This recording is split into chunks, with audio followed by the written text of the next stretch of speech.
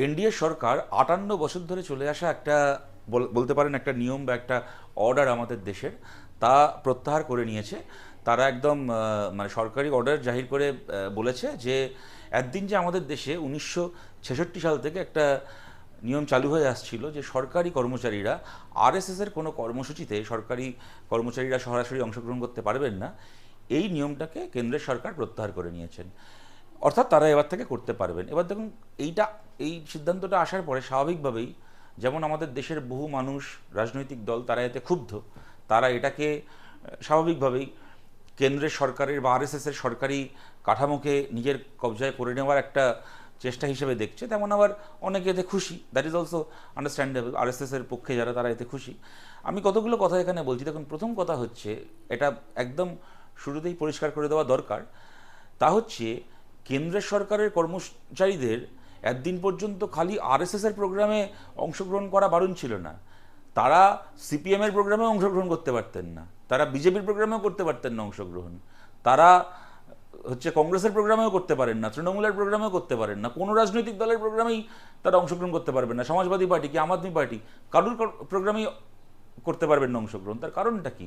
স্বাভাবিকভাবেই আমরা বুঝতে পারছি কেন্দ্রের সরকারের বা যে কোনো সরকারি কর্মচারীরাই যেহেতু হচ্ছে, মানে কি বলবো, সরকারের যা ক্ষমতা, সরকারের যা দায়িত্ব, সরকারি কর্মচারীদের মাধ্যমেই সেগুলো সাধারণ মানুষের ওপর সেটাকে প্রয়োগ করা হয়। তো সরকারি কর্মচারীরা যাতে পার্টিজান অতিরিক্ত না হয়ে পড়েন, তারা যাতে দলীয় পক্ষপাতে অতিরিক্তভাবে পরিচালিত না হন, এইটাকে গ্যারান্টি করার জন্য সরাসরিভাবে কোনো রাজনৈতিক দল বা সংগঠনের সাথে সরকারি কর্মচারীরা যোগাযোগ রাখতে পারবেন না, এই নিয়ম আমাদের দেশে আছে। এবার দেখুন, ভাবের ঘরে চুরি করে লাভ নেই। তা বলে কি সরকারি কর্মচারীদের কোনো রাজনৈতিক পক্ষপাত থাকে না? তা বলে কি যারা গভর্নমেন্ট এমপ্লয়ি তারা ভোট দেন না?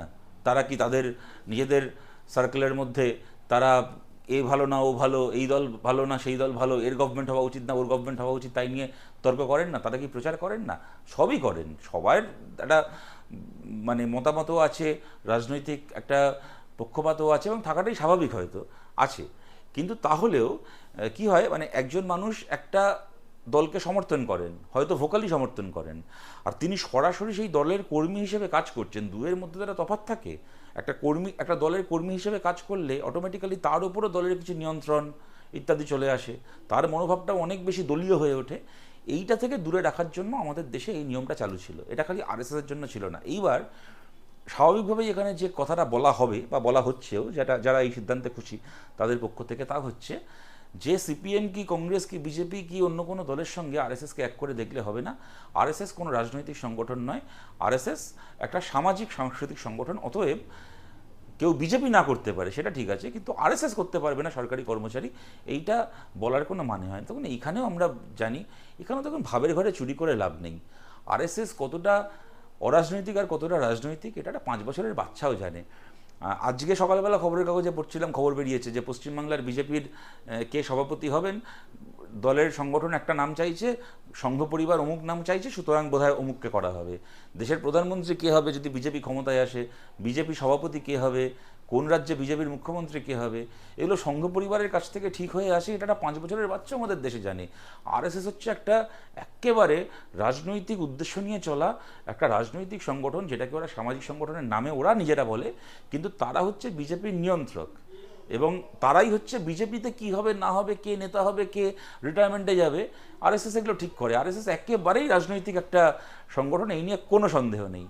এইবার এবং সেই কারণেই আপনারা জানেন যে এই নিয়মটা চালু হয়েছিল এত বছর আগে আমাদের দেশে, আলাদা করে আরএসএসকে নিয়ে, যাতে ওরা কিনা নিজেদেরকে সামাজিক সংগঠন বলে, নিজেদের আমরা রাজনৈতিক সংগঠন নই এইটা বলে পাশ কাটিয়ে না চলে যেতে পারে। হ্যাঁ, এইটার জন্যই এটা চালু করা হয়েছিল। এবং তারপর আপনারা জানেন যে বাজপেয়ী গভর্নমেন্ট হয়েছে আমাদের দেশে, 6 বছর বাজপেয়ী প্রধানমন্ত্রী ছিলেন। এর আগে মোদী প্রথম 2 টার্মে 10 বছর প্রধানমন্ত্রী ছিলেন। বিজেপির একার সরকার ছিল, তারাও চেষ্টা করেনি বা পেরে ওঠেনি বা যাই হোক না কেন এইটাকে করার, যা কিনা তৃতীয়বারের জন্য এসে এরা করল। এবার দেখুন, আপনারা জানেন যে এটা এসছিল কোত্থেকে। মহাত্মা গান্ধী খুন হওয়ার পরে, যখন মহাত্মা গান্ধীকে নথুরাম গডসে খুন করেছিল, যে সর্দার বল্লভভাই প্যাটেলকে এখন বিজেপি নিজেদের আইকন হিসেবে দেখানোর চেষ্টা করে, কংগ্রেসের কাছ থেকে হাইজ্যাক করে নিয়ে সর্দার প্যাটেল, বিজেপির লোক সর্দার প্যাটেলের স্ট্যাচু বানিয়ে দেখানোর চেষ্টা করে, সেই সর্দার বল্লভভাই প্যাটেল ভারতের হোম মিনিস্টার থাকাকালীন আরএসএসকে ব্যান করেছিলেন, নিষিদ্ধ করেছিলেন। মহাত্মা গান্ধীর খুনে আরএসএস সরাসরিভাবে জড়িত ছিল তার প্রমাণ পাওয়ার পরে। এবং তারপরে আরএসএস পন্থী ইতিহাসবিদ বলুন কি যারা সমাজ কথক আছেন, তারা অনেকে এটা যুক্তি দেওয়ার চেষ্টা করেন যে সর্দার প্যাটেল পরবর্তীকালে আরএসএসের ওপর থেকে সেই ব্যান তুলে নিয়েছিলেন। এটা ঠিক, কিন্তু যে কথাটা ওরা চেপে যায় তা হচ্ছে সর্দার প্যাটেল আরএসএসের ওপর থেকে খালি ব্যান তুলে নিয়েছিলেন আনকন্ডিশনালি নয়, একদম লিখিত মুচলেখা দিতে হয়েছিল আরএসএসকে। আর আরএসএসের একটা ব্যাপার আপনারা জানেন, সে সাভারকার থেকে শুরু করে সবাই, ওদের আর যাতেই যা প্রবলেম থাক না কেন, ওদের মুচলেখা দিতে কখনো কোনো অসুবিধা হয় না। আরএসএসের কাছ থেকে একেবারে মুচলেখা লিখিয়ে নেওয়া হয়েছিল, সর্দার প্যাটেল লিখিয়ে নিয়েছিলেন যে কোনো দিন কোনো রাজনৈতিক কাজে আরএসএস অংশগ্রহণ করতে পারবে না। সংঘ পরিবার হচ্ছে রাষ্ট্রীয় স্বয়ংসেবক সংঘ, কোনো রকম কোনো রাজনৈতিক কর্মসূচিতে ওরা অংশগ্রহণ করতে পারবে না।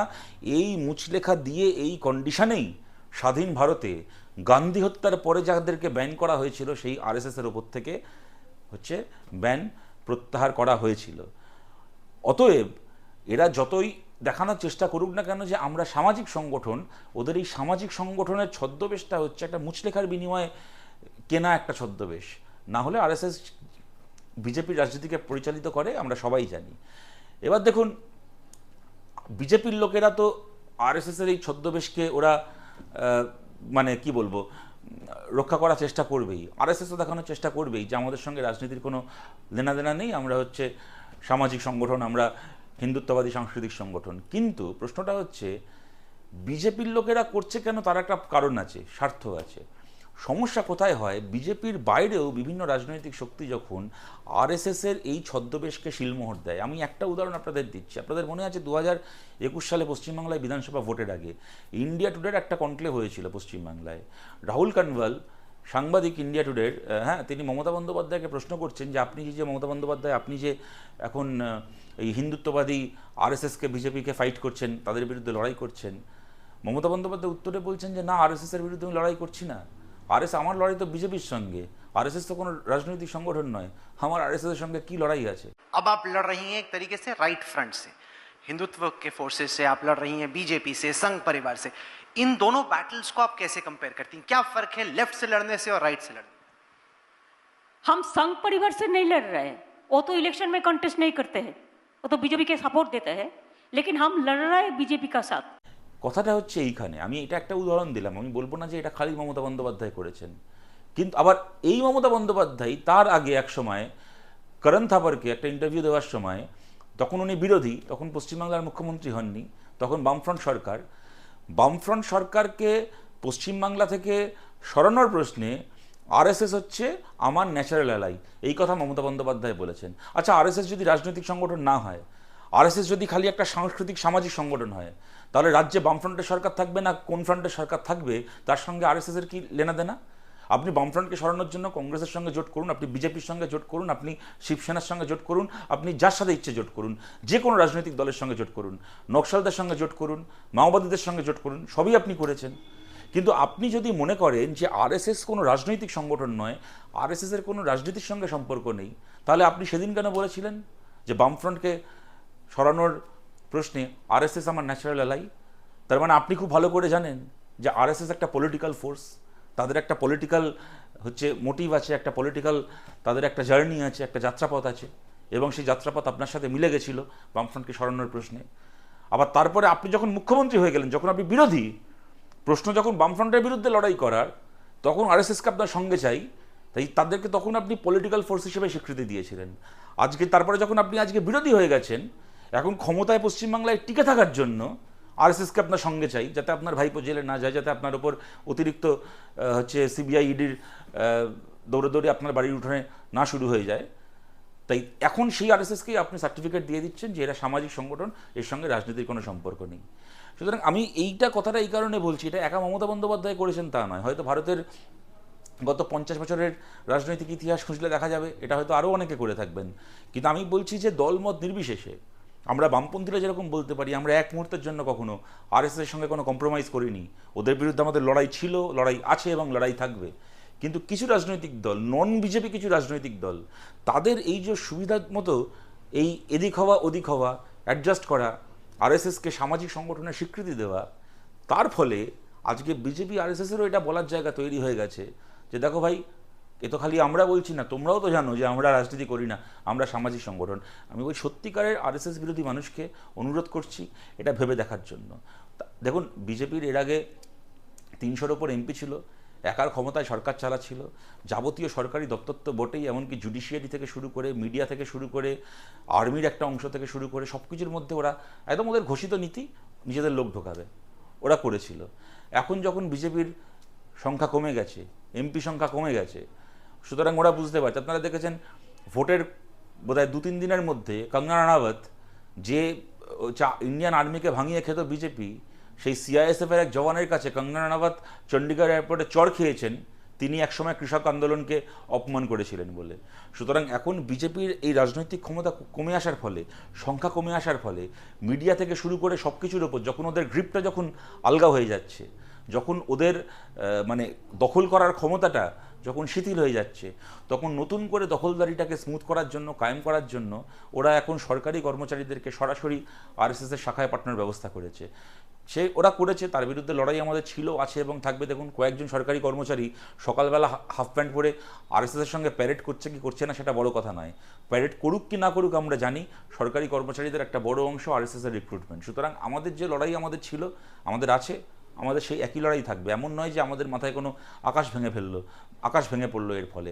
কিন্তু যেটা বলার, যে এই যে এত দিন ধরে যে কিছু রাজনৈতিক দল, নন বিজেপি রাজনৈতিক দলও আরএসএসকে এই স্যাংশন পাইয়ে দেওয়ার ক্ষেত্রে তাদের সুবিধা মতো ভূমিকা পালন করেছে, ইতিহাস যখন লেখা থাকবে তখন কিন্তু এই ভূমিকাগুলোকে নিয়েও আলোচনা হবে। এবং আমরা জানতে চাই, আজকের এই গভর্নমেন্ট, যে গভর্নমেন্ট এই অর্ডার ইস্যু করে পুরনো অর্ডারকে খারিজ করেছে, এ তো একা মোদির গভর্নমেন্ট না, একা বিজেপির গভর্নমেন্ট না।